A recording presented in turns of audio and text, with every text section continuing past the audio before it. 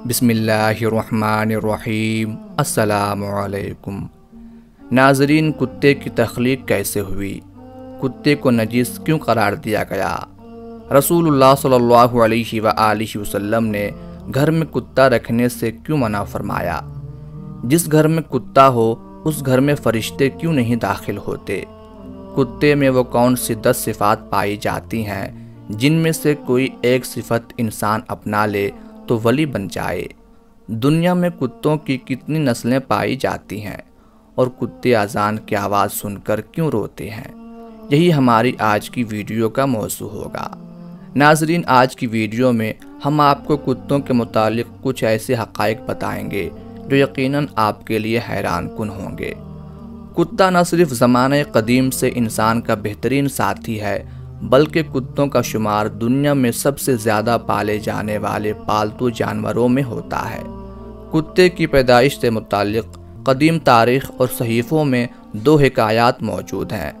پہلی روایت کے مطابق کتے کی پیدائش کے متعلق امام عبد الرحمن صفوری نے اپنی کتاب نزہۃ المجالس میں نقل فرمایا ہے کہ جب حضرت آدم علیہ السلام کی تخلیق اللہ تعالیٰ نے فرمائی اور تمام فرشتوں کو حضرت آدم علیہ السلام کو سجدہ کرنے کا حکم دیا گیا تو اس وقت شیطان، جو کہ فرشتوں کا سردار تھا، اس نے اس سجدے سے نہ صرف انکار کیا بلکہ اس وقت اس نے حضرت آدم علیہ السلام کے پتلے پر تھوک دیا تھا، جو کہ حضرت آدم علیہ السلام کے پیٹ پر جا کر گرا تھا، جس پر اللہ تعالیٰ نے حضرت جبرائیل علیہ السلام کو حکم دیا تھا کہ حضرت آدم علیہ السلام کے پیٹ سے اس تھوک والی مٹی کو ہٹا دو۔ اس مٹی کے ہٹنے سے حضرت آدم علیہ السلام کے پیٹ پر ایک سوراخ بن گیا تھا، جو کہ آج بھی ناف کی صورت میں ہر انسان کے پیٹ پر موجود ہے۔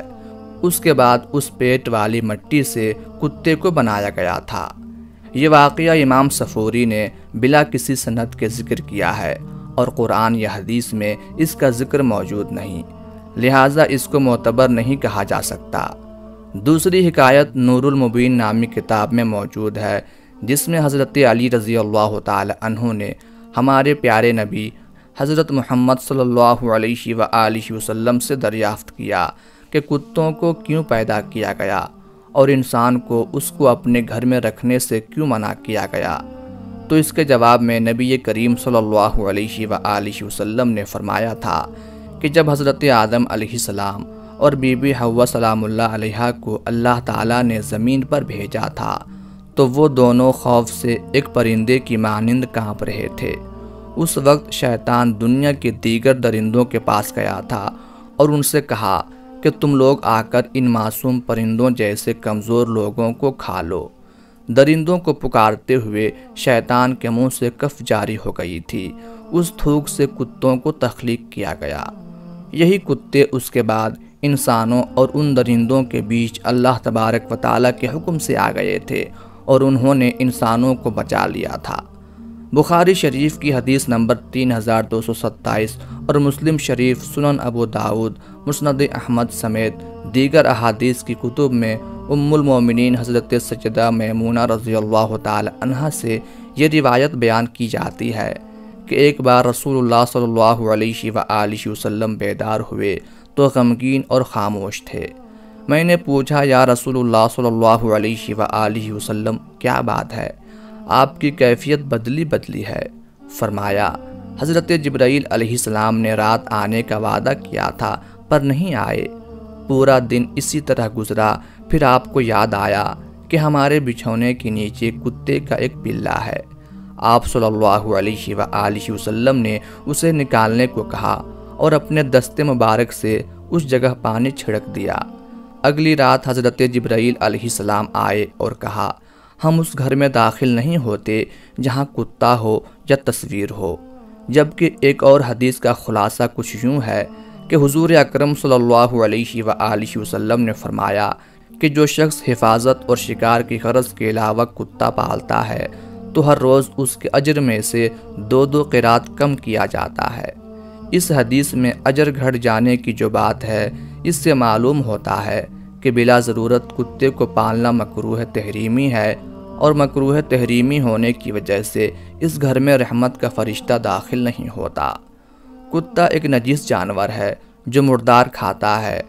کتے کے سامنے اگر تازہ اور بدبودار گوشت رکھا جائے تو یہ بدبودار گوشت کو ترجیح دیتا ہے اور اپنی قے کو بھی دوبارہ چاٹ لیتا ہے۔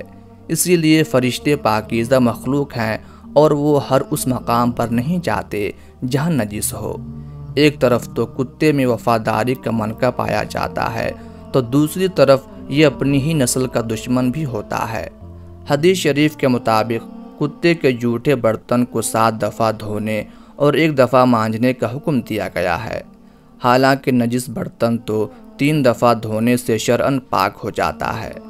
جدید سائنس بھی اس بات کو مان چکی ہے کہ کتے کے لعاب میں انتہائی خطرناک جراثیم پائے جاتے ہیں جو انسانی صحت کے لیے انتہائی مضر ہوتے ہیں۔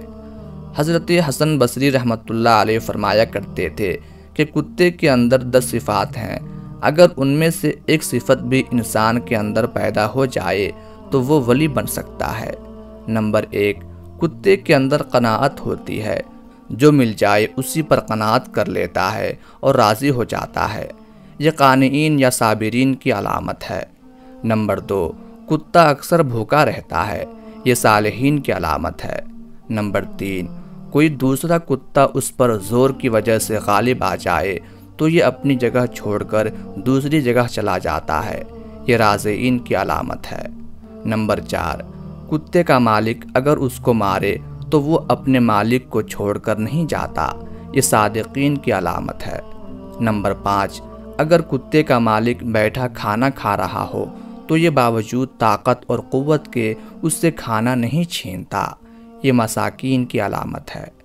نمبر 6، جب مالک اپنے گھر میں ہو تو یہ دور جوتوں کے پاس جا کر بیٹھ جاتا ہے، ادنیٰ جگہ پر راضی ہو جاتا ہے، یہ متواضعین کی علامت ہے۔ نمبر 7، دنیا میں رہنے کے لیے اس کا کوئی اپنا گھر نہیں ہوتا، یہ متوکلین کی علامت ہے۔ نمبر 8، رات کو یہ کم سوتا ہے، یہ محبین کی علامت ہے۔ نمبر 9، اگر اس کا مالک اس کو مارے تو یہ تھوڑی دیر کے لیے دور چلا جاتا ہے، اور اگر اس کا مالک اس کو دوبارہ روٹی ڈالے تو یہ دوبارہ آ کر کھا لیتا ہے، اس سے ناراض نہیں ہوتا، یہ خاشعین کی علامت ہے۔ نمبر 10، جب مرتا ہے تو اس کی کوئی میراث نہیں ہوتی، یہ زاہدین کی علامت ہے۔ ناظرین، یہ تمام علامتیں حضرت حسن بصری رحمۃ اللہ علیہ فرمایا کرتے تھے۔ ناظرین، کتے اذان کی آواز سن کر کیوں روتے ہیں؟ آپ نے بھی یہ مشاہدہ کیا ہوگا کہ جیسے ہی فجر کی اذان ہوتی ہے تو اکثر اوقات کتے اذان کے ساتھ رونے جیسے آوازیں نکالتے ہیں اور آسمان کی جانب منہ کر کے روتے ہیں۔ بعض اوقات کتے فجر کے علاوہ باقی اذانوں کے ساتھ بھی ایسی ہی آوازیں نکالتے ہیں۔ اکثر لوگوں کے ذہن میں یہ سوال پیدا ہوتا ہے اور وہ یہ سوال پوچھتے بھی ہیں کہ کتے ایسا کیوں کرتے ہیں؟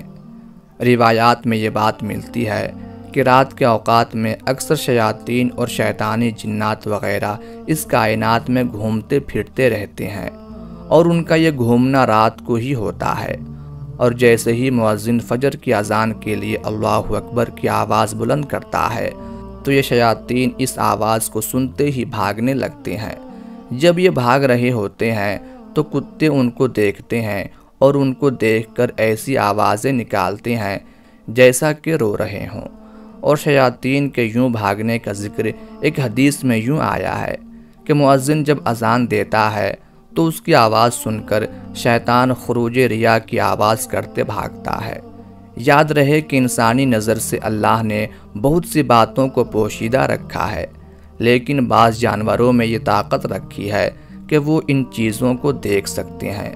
مثلاً عذاب قبر کی بات کی جائے تو اس کے بارے میں بھی روایت ہے کہ مردے کی چیخ و پکار کی آواز کو انسان کے علاوہ باقی مخلوقات بھی سنتی ہیں، اور کتا بھی انہی جانوروں میں سے ہے جو کہ جنات کو اور شیاطین کو دیکھتا ہے، اسی لیے یہ ان کو دیکھ کر ایسی آوازیں نکالتا ہے۔